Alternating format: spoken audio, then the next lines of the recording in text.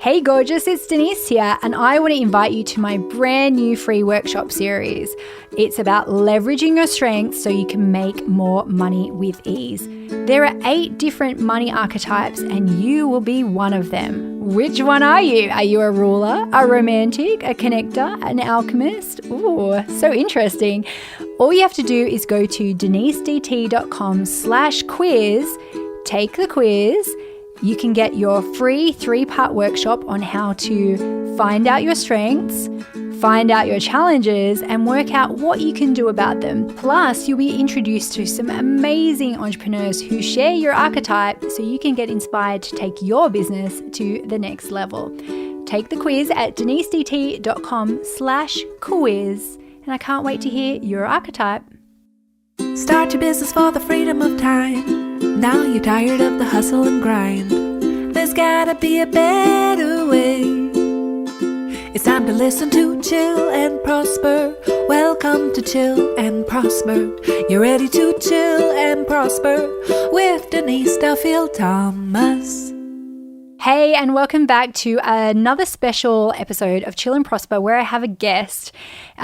We did a couple of weeks ago, I had Mark in to talk about working with your partner, the good, the bad, the ugly. And it was a very raw conversation, but it was so quick. And so we decided to do another one. And in this one, we're specifically talking about our money archetypes and how they complement each other and also how they clash with each other as well. So we are in a launch at the moment for our Money Archetypes course, but we have a lot of free content for you. So if you go and take the quiz at denisedt.com/quiz, or you can go to /cheat if you just want a cheat sheet of all the archetypes.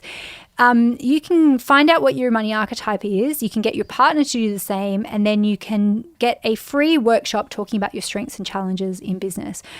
But I wanted to invite Mark back because we're just such a great example about how you can have someone in your life whose archetypes really complement yours in so many ways, but also can create some stress. And so welcome back, Mark. Yeah, thank you. So not only was I first guest, I'm the first returning guest. I'm very lucky to be here. Well, I don't really ever have any guests, and I think that's part of my money archetype, being a ruler, is that we like to be the boss, and it's hard to have guests when you just want to be the boss. So thanks for coming. Okay, so for those of you who don't know and you don't know the quiz, my archetypes, I'm a ruler, a maverick, a romantic. So the rulers are all about business and monetizing everything and marketing and just loving, being in business. The mavericks are all about wanting to break the rules and have freedom. And then the romantics are all about creating ease and luxury and, coziness and just ease and flow. And Mark, tell us about your money archetypes. Yeah, well, interestingly, my first 2 money archetypes, or like the personality that I have with money, is the same as yours. So I'm the ruler as well, which is the kind of very driven empire builder, focused on success and growth and all those things, like you said. And I'm also the maverick as well, about kind of risk taking and opportunities. So they work really well together in that sense because we both understand where we're coming from and we know kind of the strengths and weaknesses.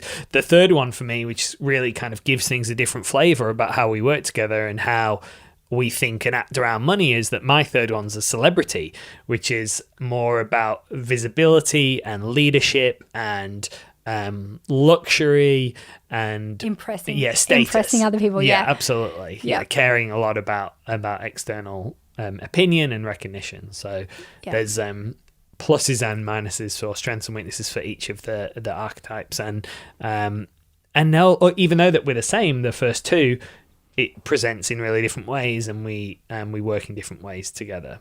Yeah, because I think with my third, my romantic, that sometimes saves me from being too much of a workaholic. When I say too much, I still am so focused on business and, always coming up with new ideas. But I think it is that romantic that saves me sometimes, whereas I think you could literally just work and work and work and work and work and work and work. And, we talked about in the first episode that you had this cycle of being in your jobs where you'd totally burn out, and then I would kind of just be like, all right, now we're going traveling. Okay, now we're doing this. But I sometimes think, what would you be doing if we weren't together and we didn't end up working together? Because you'd be a CEO, right? Like you'd be a CEO of a business, and you'd probably be like very, very hardworking and very driven, and you don't like taking time off. You don't know how to relax sometimes. So you're like double ruler. Yeah, absolutely. Yeah. And I think that's true as well. Like, yeah, it would be very much about career and status and success and hard work, and which is a benefit for us that we both have incredible work ethics, which we've had from teenagers, kids, which has really helped a lot in terms of what we've achieved so far. But it definitely is now more and more is something we have to be super conscious of, where we're both not in our full workaholic rulerness, because that combined has a massive impact on each of us personally, on our relationship, on our kids. So yeah, we have to be aware of that. But it is like we said in the first episode, it's like having two CEOs, or two really committed, driven, hardworking people in our business, and it definitely helps with what we're trying to do. Well, I think too, that ruler thing for us, it's always like there's always more opportunities, right? And there's always something more that we can do. And so you and I are kind of, it's really great because we both can go, oh, wow, look at this opportunity. But then we kind of jump into things and we kind of go, oh, let's like not put ourselves in financial trouble, but it's like, let's swing for the fences, And I think the maverick side, even though sometimes mavericks can be really rebellious, I don't think that comes up so much with us. Like mine definitely comes up when I'm like, don't tell me what to do, when you're trying to be bossy. But I don't think either of us are trying to like live outside of society for the sake of breaking rules. I think that comes for us of just like going, yeah, why not? Like, let's just do it. So freedom for me has always been my thing. But where do you think your maverick has kind of shown up? Two areas really. So first, like you said, is the risk-taking side of the maverick, where we do in the past, certainly we have pushed ourselves and stretched ourselves and gone after big goals and backed ourselves to make things happen, and been really fortunate to manifest good outcomes in the majority of cases. So definitely that kind of calculated, looking for the advantage, looking for the opportunity, the risk taker, that shows up for sure in the maverick. And then the other is not the rebellious side, but the kind of prove them wrong type energy or type idea that a maverick can have, is like show everyone what you can do and show people how successful you are and all of that sort of stuff. So never admit defeat. That's the other thing. Yeah. Don't give up. And so that definitely shows up. And I think we are fortunate that we don't have that like rebel or do crazy things like burn it down. Yeah, or like get bored, do drugs, or really high adrenaline risk taking things that would hurt. And like in a lot of ways, the ruler does really just come first for us in the I business wish side I of took things. drugs. I never went through a drug phase. It would. I was such a square, and you kind of were as well, Yeah, right? absolutely. We're both like kind of goody. Maybe we'll get into psychedelics in our retirement ages, and that's when we'll go rebellious. Okay, so that third one though, celebrity. Because I don't have celebrity energy at all. It's pretty low for me. But where it was third for you, like it took me a long time to realize that. Like even when we got married, which was quite a long time ago now. How many years? 17 years, something like that. Married like 2009. 13, I think. Yeah. Oh, cool. I'm bad with math, as you know. I remember thinking like you were so into the planning of the wedding. Like you wanted everything to be perfect, and you would be like, look at these envelopes. What about this envelope? And I have capacity for maybe 3 choices for things like that. I'll go, yep, that one. And you'll go, no, but look at these 50 ones. And look, what about these socks? And what about these ties? And it took you like 6 months to pick your tie. And I just didn't see it because I didn't know that it was a thing. Before we did Money Archetypes, I didn't know that was a thing. And so even now, like, I don't feel like you're a super, super flashy person, but there's something there about, like, you probably need a lot more recognition than you're getting by us working together. Yeah, totally. So I think the interesting thing when you're looking at the money personalities and sacred money archetypes is like, you can go a few levels deeper and see where some of it's coming from. And like we've talked about it, there's like insecurities from my childhood that drive both the ruler and the celebrity, that drive the need to improve myself and work hard and show I'm successful and get recognition from the ruler, but also in the celebrity about really caring what other people think. And yeah, that was the whole thing with our wedding is being seen to have a perfect day and a perfect relationship and really caring about what the details are and wanting to host and wanting to impress, having like way too kind of many people there and people that we've probably not seen since the wedding. Because yeah, it was like driven by that celebrity of wanting to have recognition, and that was also part of my corporate career that I enjoyed as well, a recognition and the being in a leadership position. Like I'm not the celebrity that's the life and soul of the party, but I'm the celebrity that's kind of on the stage and at the front leading for sure.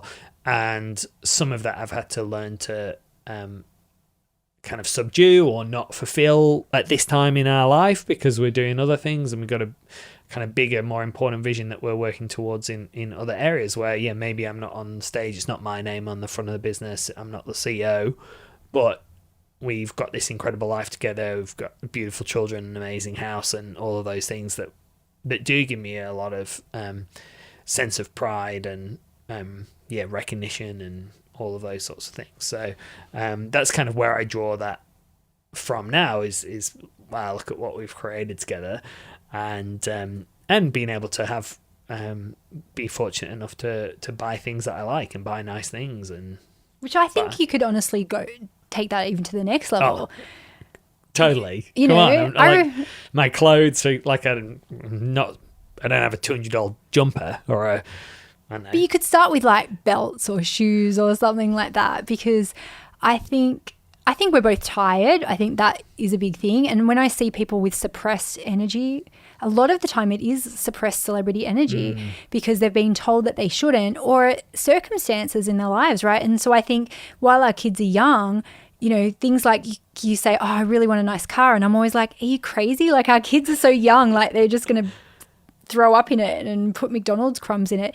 So I think some of your celebrity stuff will come out a little bit later in life. 100%. And as we also just continue to build out our wealth as well, it will be even more fun to do those type of things for sure. As Sarah Blakely and same says, for your romantic as well. Yeah. Like you'll find even more vitamins that you need and new self-care treatments that you need. I do love buying vitamins. I don't always remember to take them. But yeah, as Sarah Blakely says, money is fun to make, fun to spend, and fun to give away. And I think that's something that is a really good motto for our family. Now we're going to have a quick break. When we come back, I'm going to ask Mark and we're going to talk about how the archetypes show up in our families, like with our kids, but also our parents and our siblings, and some interesting things like that. So don't go away. We'll be right back after this very short break.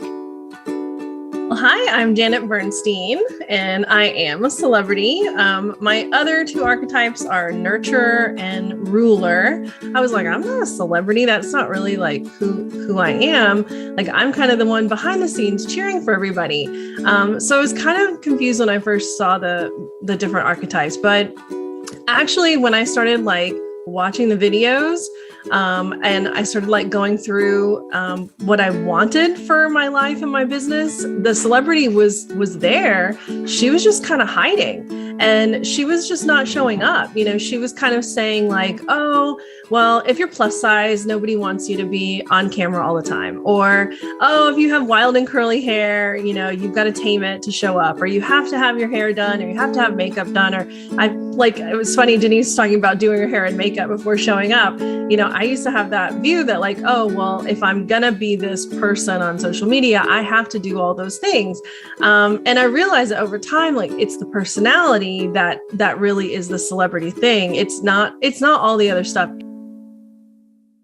Okay, so welcome back, everybody. We are talking to my husband, Mark, and I about how our archetypes show up together and clash and sometimes, you know, complement each other and all those things.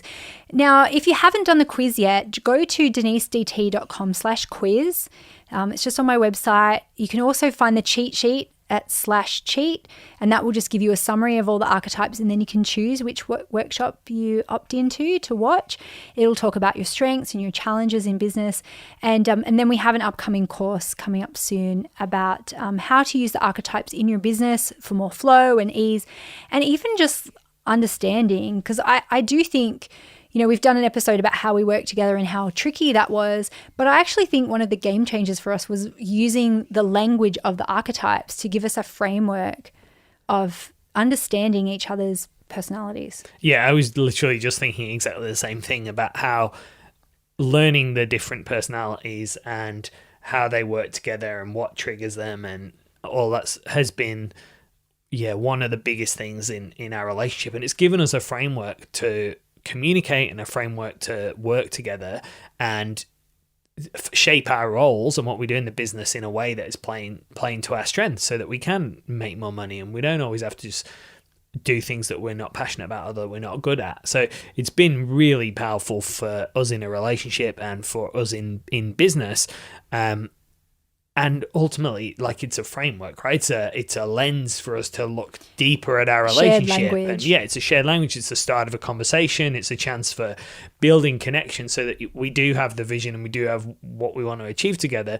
And it's just another way that we stay on the same page. We get on the same page. We build that understanding of what we're both going through and trying to do. So it's been and that's why I got certified as a archetypes coach as well, and why we're so passionate about sharing this work with people and having people join us in our course, which I'm also a facilitator in, because it's really helped us, and it can help in all areas of your business. And we use it, we do use it every week when we talk about how we parent and how we interact together. Oh, absolutely. So one example on that is sometimes when we're both overscheduling things, or we can say, hey, okay, that's your ruler talking, or we can just go, okay, ruler. Same with Maverick. Of every time our Maverick comes up and goes, let's do this, we go, no, sell more boot camps. All roads lead to boot camp. Let's focus. What are we playing for? And then I would say we don't really kind of call each other on our third archetype that much. Sometimes I'll be like, okay, celebrity. But it is that shared language. I think we kind of let each other play a little bit in the third one, because it's kind of where it's a bit further away from the business. So it can be like the farm. The farm is totally your romantic personality, and you're channeling all of your creativity and energy into our rose farm, creating this space of love and beauty, and it's incredible. Yeah, exactly. Yep. So that's the kind of your outlet for that, to really tap into that. And that is a place for you to have people around for your celebrity too, right? 100%. Yeah, both. Yep. And so our beach house is a big area where I got kind of to lean into my celebrity. Yeah. And also at the Rose Farm, and also doing stuff at the kids' school where I'm in leadership positions or different things like that. It's finding opportunities in our life where you can tap into the strengths of the different archetypes that you have, and kind of have a full life where all your archetypes are getting utilized and enriched. Well, let's talk about the archetypes that are pretty low for us. So as I said, mine celebrity is pretty low. What do you remember what your lowest is? Yeah, it was connector for sure. Okay. Is my lowest one, and that is I'm not the life and soul of the party. I don't have a big group of friends. I have some close good friends, and sometimes I have to remind you to use social lubrication. 100%, because for me it's all I'm a ruler, right? I put you're like, let's do this, and I go, okay, go and say hi first, and give a compliment. Don't just come out there with what you want. Put some hi, how are you? Yeah. Put some little lubrication in there. Yeah, because that's hard, because I don't need that stuff. I'm okay, what's the goal? What's the plan? Let's I don't need it that much either, but I can recognize that other people do. Yeah, for sure. But also in our business, because both of our connectors aren't super high, we've had to bring in team members to do things like that, to send flowers to clients. I reckon nearly all of our team have got pretty high connector. Well, we needed that because it is such a, we've got such a beautiful business where we have so many connections with people, but people then, listen to my podcast and think, oh, Denise is my best friend, but then the customer service needs to support that, and I can't support all of the customer service. And you'd hate for someone to go, oh, like Denise just took my money and there's no one can answer my question. I can't do that, but we can have a team with that connector energy. And that's what I love in the new course as well, where we talk about finding those gaps in your life and bringing that in. And it's not even just about hiring people. It's what energy do you need in your life? And I know for myself, when I need, connector energy, I'll hang out with someone with connector energy, or I'll go to the farm to get some more of that nurturer romantic energy. And where are you getting some of your other archetype stuff? Yeah, interesting. Mankind? Yeah. So my man's group for sure is some more kind of nurturer energy and connector energy. I'd say that's the main area. Like, seeing friends and doing sport and that sort of stuff. I think the property investing that we do definitely helps with my accumulator, which I think is my fourth. So, and there are times I can definitely tap into that, like can be really detailed and organized and all of those kind of good strengths of the accumulator, and also sometimes have challenges with scarcity mindset and struggling to make decisions or invest or analysis paralysis. Having fear sometimes around money. So the romantic, the farms, like that's great for both of us. I think it's just like it is a place of joy and like just being with the kids as well. That's a good source of being able to definitely tap more into the nurturer energy, and that's definitely an area that I've got to work on, because sometimes I can turn up in my ruler with the kids, with the schedule, with what's the homework, what's the goal, which sport are you doing this, like what are we doing today, because you want them to be the best, and that's that's absolutely understandable. But it's so it's learning to try and balance that with wanting them to be happy and have fun and totally rounded kids. And so let's talk about their personalities. So our oldest, Willow, I think she's got a lot of romantic, because she's so chill and she loves coziness and she loves her comforts. But I also think now that she's older, she's got so much nurturing, or maybe connector energy, because she's always just like, I understand. Like, she's such a good listener and she has so much empathy. Yeah, definitely. I think both connector and nurturer. She's so good with her little sister, with that kind of nurturing and supporting. She really cares for all of our family and our dogs. And I mean, this week it was her teacher's birthday at school, so she told me, okay, you got to go buy her a present and bring it in.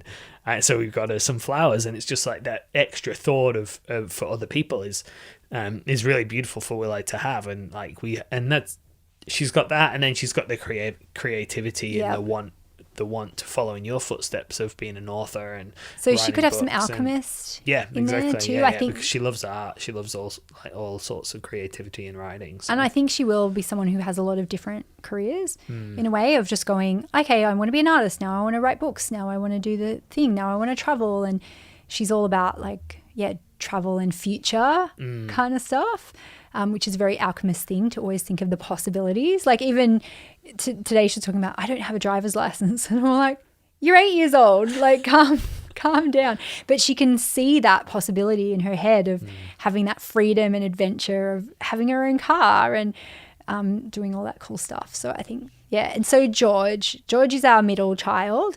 Had some challenges around his behavior, obviously. So much of his early years have been pure maverick, because he's being diagnosed with ADHD. Strong-willed and determined and stubborn, and wants his way and wants things fair and wants things. He's a Taurus. Has a fixed kind of structure that he wants to follow, and doesn't do that well changing kind of course or following someone else's agenda. So he's got that maverick for sure.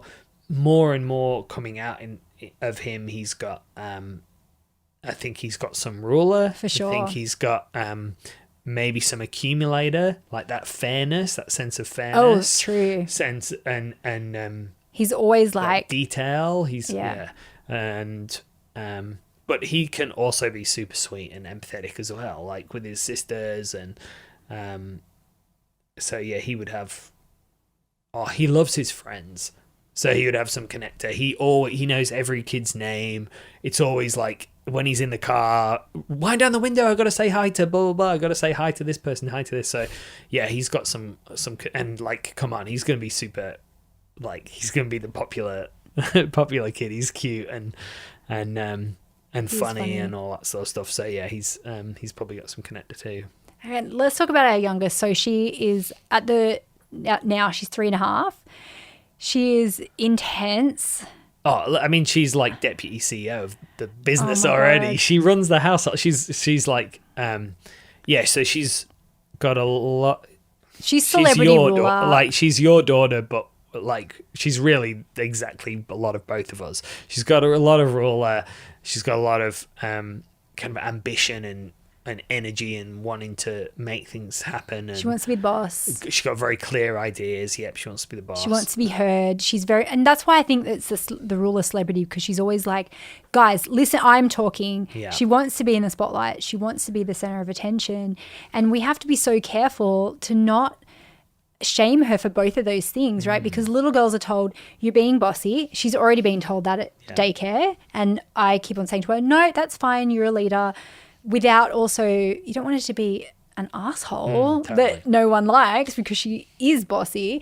But it's like, how can you redirect that? And then her celebrity side, you know, so many little girls are told no one likes to show off and let other people have a turn. And so it's finding that balance, right? But the thing that I know that she's a celebrity, she loves talking about clothes, and she uses a straw. She will not drink out of a cup. She has to have a straw, which I don't even know where she got that from. Like, it must just be something that celebrities are born with, because all celebrities I know drink out of straws because they don't want to mess up their lipstick. And she's like, get me a straw. And we have to just teach her, like, you can be as fabulous as you like, but you still got to be nice to people. But she had George's white school socks on her arms, and she was wearing them like opera gloves. And I was saying to her, I'm like, okay, it's time to get in the bath now. And she's like, no, don't take my gloves. And I said, they're not your gloves. They're George's dirty socks from school. I can get you a fresh pair. And she was like, don't put my gloves. It's my special outfit. And I just thought, oh man, this is going to be interesting when she grows up, because hopefully I can enhance more of my celebrity archetype, because it's, as I said, it's still pretty low, but like have people in my life like my friend Victoria Gibson, like Sam Leith, who have more of that celebrity archetype to kind of step in and be her fabulous aunt, who will go, okay, well, you know, I'll take you to fancy places and, like, you know, let's buy your first bag because your mum can't. I can, you know, tag along, but I can't enhance that celebrity side of her. So it's just interesting to see how it all plays out. Now, we are running out of time, but let me just see what our time is. We are so running out of time, but it's so much fun to talk about the archetypes. And yeah, because in the same way that we've been hiring in our business to like fill gaps, we have to think about the kids and how we can build them as fulfilled and rounded personalities by bringing in different influences of people that we know, or experiences that we do together, or allowing them to lean in or lean out of different parts of their personality. Like Willow is the type of kid who just would love to go to a spa or have a facial or have a long bath, and because she's that romantic side of it. So it's so fascinating, and it's gonna be a really useful tool, framework for us to just try and help people feel happy and tapping into their strengths and harmony, understanding, all the good things. So again, if you haven't done the quiz, it's at denisedt.com/quiz, or the cheat sheets at /cheat.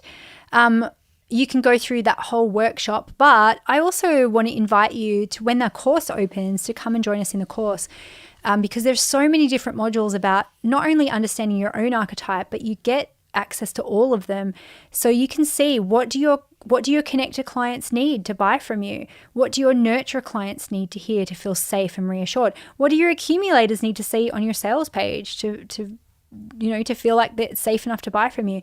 All of those things, how you build your team, how you create harmony in your family, that's all included in the course. So make sure you sign up for the workshop and you'll get all of the details for it, and keep an eye on that for sure. And we would love to hear from you too. Like, definitely send us a DM or do a post and tag us about what you got out of this episode, what your partner is, because I see some clashes sometimes if someone's like an accumulator celebrity, for example, can have real clashes.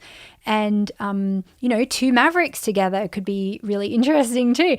Two romantics could be interesting where like nothing kind of gets done because you just want to chill all the time. So tell us, we want to know how you guys make it work for you. And if you're not in a partnership, hey, guess what? You could use this to put together an internet dating profile. See which archetypes you'd want to have a relationship with. Okay, well, that's it from me. And there's just one final thought after this last break. See you in a sec. Hi, I'm Carrie. I'm based in Sheffield in the UK. I was not surprised that I was a connector, but I didn't resonate until I properly read through everything. I'm like quite an introvert. I'm one of those outgoing introverts. Like the idea of like making connections is a bit kind of like, oh God, but once you get me in my flow, I'm that kind of connector, which is very much about sharing information. It's about teaching. It's about, giving you the best of what I have to offer. Hey, welcome back. Thanks for this episode. It was such a fun one to do with Mark. And my final thought for today is a quote by Confucius. He said, "Be in harmony, yet be different." And that's just such a good way to end, is that you're totally valid to double down on your personality and find the ways to be in harmony with other people by understanding their differences as well. So hope to hear from you about your archetypes, and have an amazing time. Have an amazing week. And I will see you on next week's episode of Chill and Prosper. Thank you. Thanks for listening to Chill and Prosper. Tell your friends to chill and prosper.